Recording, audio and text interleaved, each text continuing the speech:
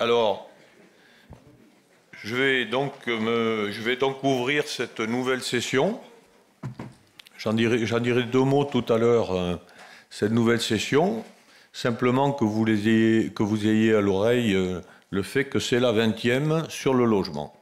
Voilà, ça fait 20 ans que nous parlons logement, habitat, lors de ces entretiens à Bunus.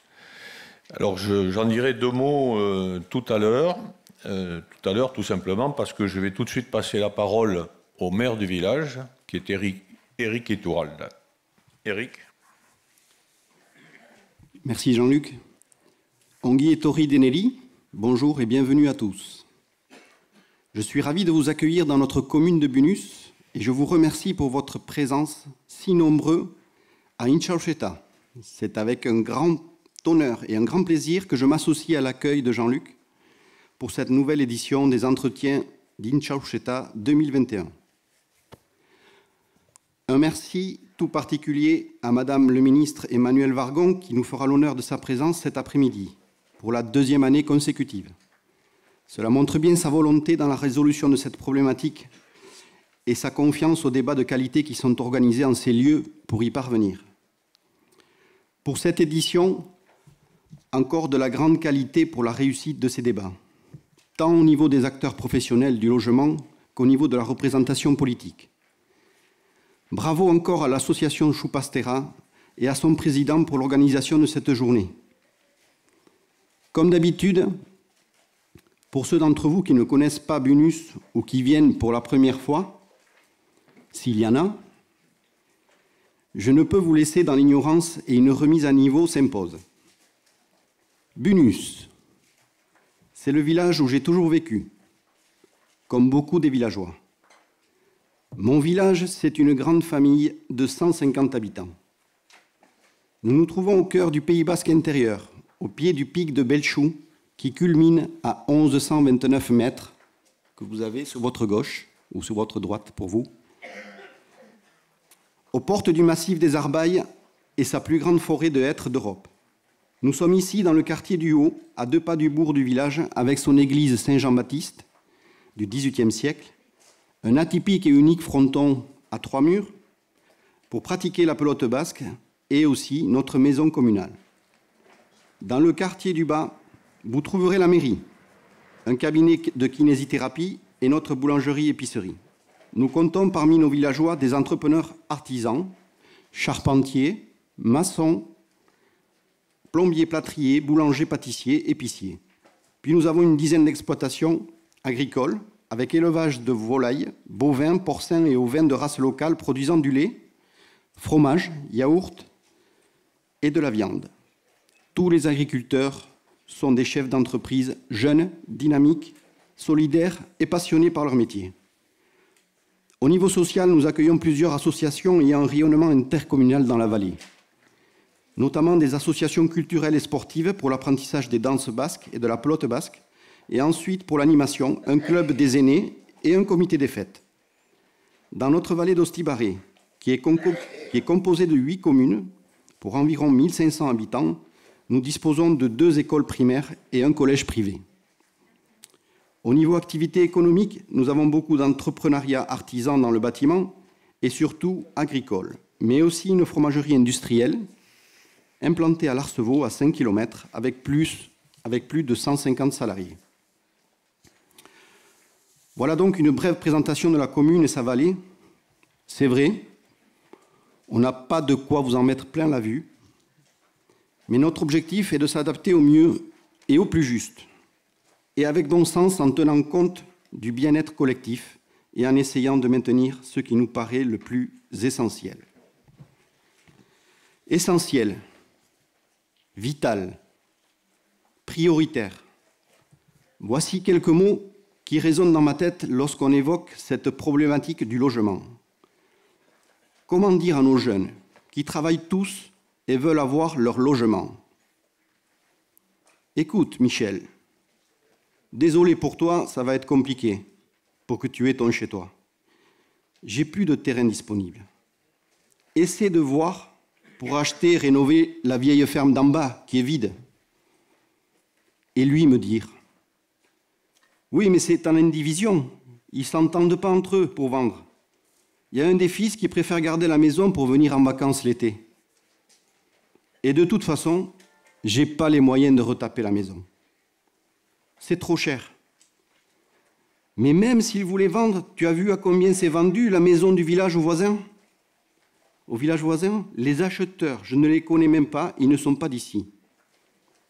Et moi lui répondre, je ne peux même pas te dépanner, je n'ai plus d'appartements disponibles. Ils sont tous pris.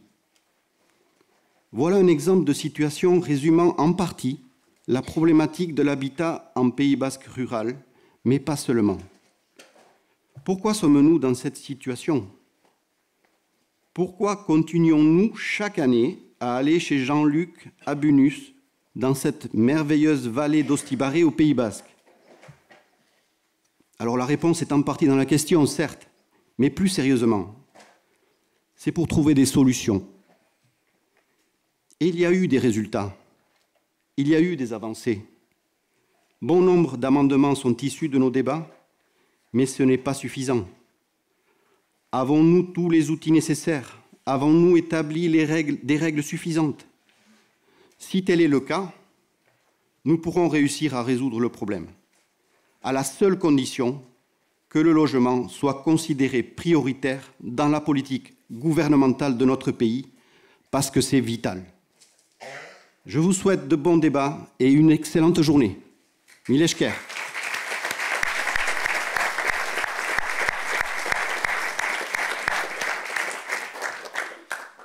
Merci Eric. Écoutez, je pense que c'était clair. L'idée de s'entêter, ou du moins d'être un peu opiniâtre sur cette question, comme je le disais tout à l'heure, 20 ans de présence, de participation, de rencontres avec tout ce monde du logement qui est si divers, entre les professionnels privés, les professionnels sociaux, les associations, les élus, les intellectuels. Eh bien, écoutez, ce monde-là se retrouve ici à la fin de l'été depuis 20 ans. Et comme le disait Eric très justement, un jour on fera le bilan de... Tu as commencé à parler des amendements qui sont nés ici. Eh bien, sur la petite table qui est au fond, là-bas, si vous vous retournez, le premier protocole qui a mis en place l'Agence nationale de rénovation urbaine entre les partenaires sociaux et Jean-Louis Borloo et Marie-Noëlle Lienemann, donc il y a presque 20 ans, a été acté ici. Et ensuite, écoutez, il n'y a eu que 52 milliards d'euros qui ont été positionnés sur cette problématique. Alors je ne dirais pas qu'on a été les seuls acteurs, je n'aurais pas cette imprudence-là, et vous le comprendrez bien. Il n'empêche que, à la suite de ce débat, eh bien, d'autres ont suivi, qui ont mis en place d'autres dispositifs. Je ne vais pas m'étendre tout de suite sur ces dispositifs-là. Je crois, ce que je disais tout à l'heure, on fera un petit retour en arrière prochainement, sous forme d'actes, sur les réseaux sociaux, et on fera le bilan, pour le coup, de ce qui a été dit ici, ce qui a été fait ici, ce qui a été proposé ici, par les uns et par les autres. Je pense que quelque part, il y a une forme d'utilité. Voilà. Au-delà du plaisir de se retrouver ici et cette année sous le soleil, ce qui n'était pas le cas pour ceux qui étaient là l'année dernière. Bon, au-delà de ces paroles, quelques mots, comment dire, qui vont nous permettre de passer de cette journée dans les meilleures conditions. D'abord, les consignes Covid. Hein, donc, vous l'avez vu, dès l'entrée, masque. Alors là, je suis autorisé à la tribune, je peux l'enlever, mais ensuite, je ferai comme vous, je le reprendrai. Le gel est à disposition. La distanciation, eh bien, écoutez, on la retrouve dans ce placement en quinconce des chaises, et on la retrouvera également à table, lors du pique-nique, où les tables, ce sont des grandes tables, mais il ne pourra pas y avoir plus de 6 personnes, et donc les chaises seront positionnés de manière à ce qu'il n'y ait pas plus de 6 personnes par table. Et donc, s'il vous plaît, essayons de respecter ce positionnement des chaises. Voilà. Enfin, je ne sais pas s'il a été distribué, mais il le sera peut-être tout à l'heure, ce qu'on appelle ici le Bachot-Berry, c'est-à-dire le verre unique qui a été distribué et qui vous permettra en même temps de boire. Ça sera mis à disposition, les boissons seront mises à disposition tout au long de la journée. Alors, ceci dit, on va essayer là encore de respecter les horaires. Vous avez vu le programme. Donc cette matinée sera consacrée à... Il y aura ce que je peux dire, enfin ce que je peux appeler 3 duos qui vont présenter 3 sujets particuliers.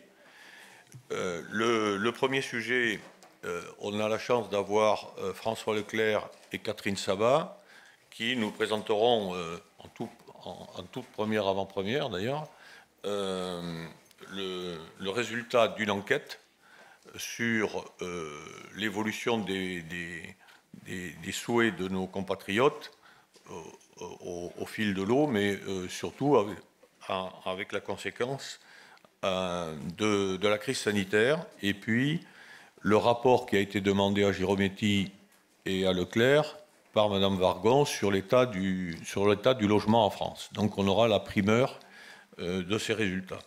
La deuxième séquence sera consacrée, je le dirais comme ça, à la macroéconomie.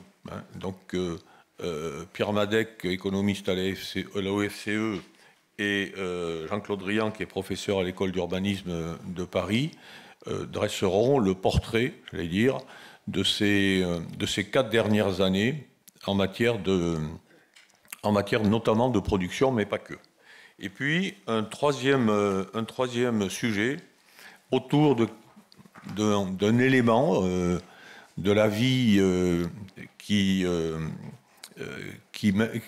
aujourd'hui commence à intégrer un certain nombre de sujets, notamment évidemment la santé, mais aussi d'autres sujets, et notamment le logement. Il s'agit bien sûr de l'intelligence artificielle.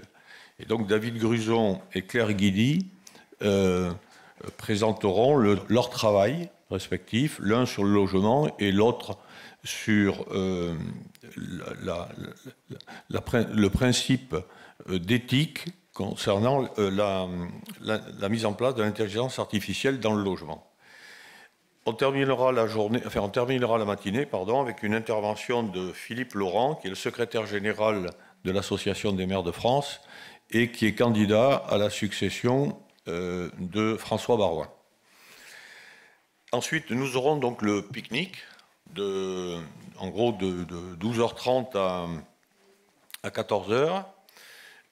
Et puis, nous reprendrons avec une intervention donc de Jean-René Etchegaray, qui est le président de l'agglomération Pays Basque, et puis également, et ce n'était pas prévu, d'Alain Rousset, qui est le président en exercice de la région Nouvelle-Aquitaine.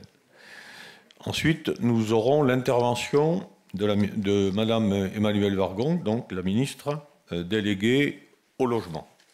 Et puis, nous entamerons donc la dernière partie de cette session, qui est consacré donc au débat sur la présidentielle 2022, avec ce principe, enfin cet appel plutôt, que nous avons lancé, qui est « Plaçons l'habitat au cœur du projet politique ». Voilà, nous avons regardé les 5 dernières élections présidentielles, et au mieux, je ne dirais pas pour qui ni pour quel candidat, mais au mieux, nous avons trouvé trace d'un petit paragraphe concernant l'habitat, et au pire, ça s'est soldé par une expression du type « je veux une France de propriétaires ». Voilà. Ce qui est quand même un résumé un peu lapidaire. Alors, les personnalités qui seront présentes physiquement Pierre Urmic, Jean Lassalle, Éric Pliez, Fabien Roussel. Et nous aurons, pour ça qu'il y a cet écran, nous aurons en visio donc Xavier Bertrand. Voilà. Ils seront interrogés sur 3 thèmes. Il y aura donc 3 thèmes. L'un, quid de vos projets concernant le logement social. Ils seront interrogés à ce moment sur ce thème-là par Emmanuel Cos, donc, qui a été ministre du Logement et qui est aujourd'hui président de l'Union HLM, et Christophe Robert, qui est le délégué général de la Fondation Abbé Pierre. Un deuxième thème autour de l'artificialisation des sols et de l'éco-responsabilité. Ce thème sera porté par à la fois François Rieussec, qui est le président de l'Union des aménageurs, par Frédéric Carré, qui est membre du comité exécutif de la Fédération du bâtiment, et Pascal Boulanger, qui est le nouveau président de la Fédération des promoteurs immobiliers. Voilà, pour ce qui concerne donc l'après-midi. Bon, écoutez, ça c'est relativement copieux, hein, me semble-t-il. Voilà, je vais juste terminer mon intervention avant de passer la parole à la première table ronde sur ce que je disais tout à l'heure concernant les 20 ans des entretiens sur le logement. Alors l'association Soupach-Terra, elle a presque 50 ans. Hein, et elle a commis ici un certain nombre d'exactions du type concert, exposition, débat sur d'autres sujets. Mais depuis 20 ans, nous nous consacrons presque exclusivement donc, à cette question du logement.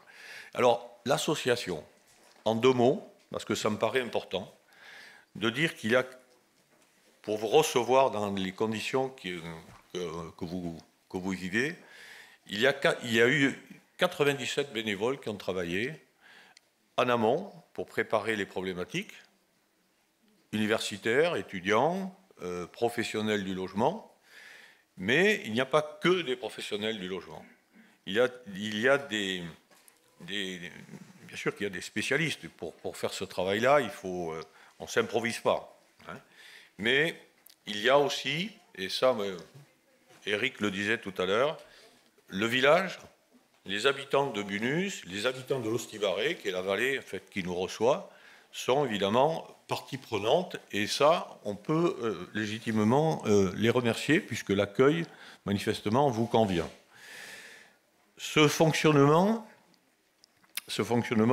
il est soutenu par des partenaires fidèles, solides et discrets. Discrets parce qu'ils ne demandent pas à avoir des grands panneaux de sponsoring, etc. Il leur suffit qu'ils puissent inviter leurs salariés ou leurs clients, et il leur suffit d'être présentés simplement comme partenaires sur les actes. Donc on peut voir qui sont les soutiens de cette journée.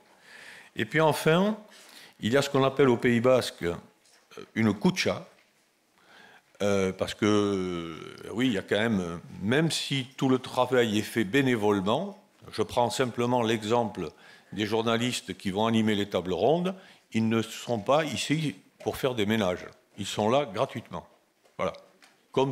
Donc bénévolement, comme tous les autres. Donc, il y a quand même un certain nombre de coûts qu'il faut absorber. Et cette kutxa, c'est-à-dire cette tirelire, eh bien, quand vous irez déjeuner, vous passerez à côté. Si vous pouviez passer, non pas sans la voir, hein, mais simplement en la saluant, vous voyez, eh bien, écoutez, on en serait très heureux.